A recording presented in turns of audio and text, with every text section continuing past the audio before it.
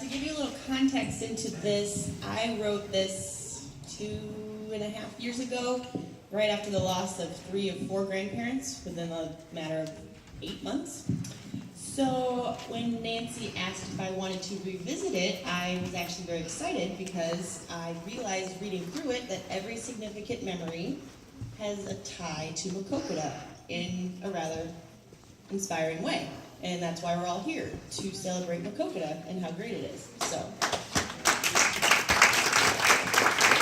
and it's simply titled, I Miss My Grandparents. Grandparents really are one of the greatest things.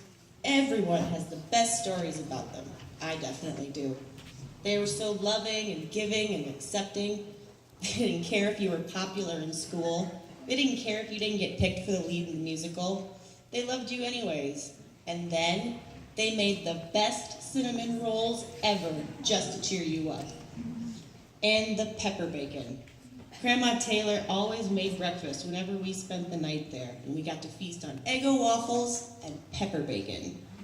And it's still one of my favorite ways to eat bacon, and no matter how hard I try, I just cannot replicate that taste.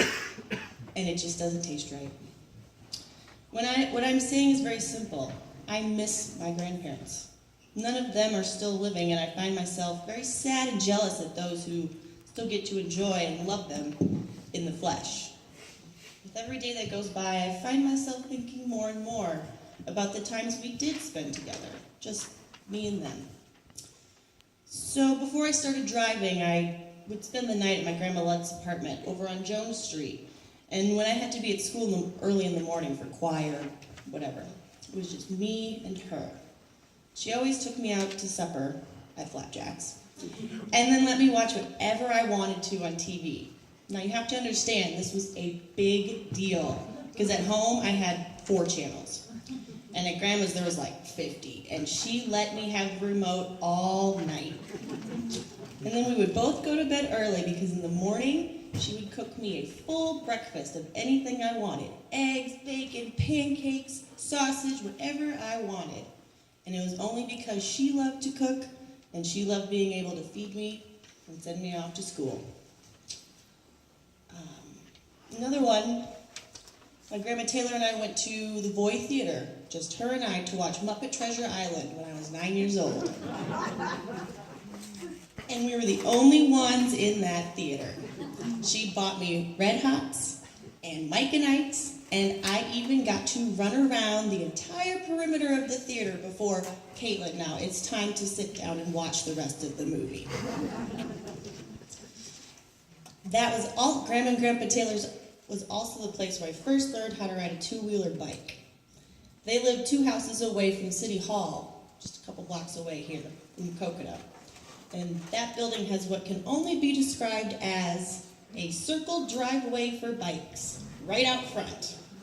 And then, behind the building, there were so many curvy sidewalks that made for an excellent bike adventure. We were constantly going on walks and trips. Grandma and Grandpa even bought all the grandkids bikes to share and ride together. I mean, we were cowboys, we were ninjas, we were riding motorcycles, and we were NASCAR drivers, racing each other to see who was faster and who would reign supreme over all the cousins. We were only able to do this because of those bikes. The pink one with the oversized banana seat and tall handlebars, and the sweet red and orange one that was the faster of the 2, and always had a playing card in one of the spokes of the back wheel. Because that bike, that's what made the motorcycle sound, obviously. These memories only begin to scratch the surface of the good times I had with them. After losing all of them, and very quickly, I never had time to think about the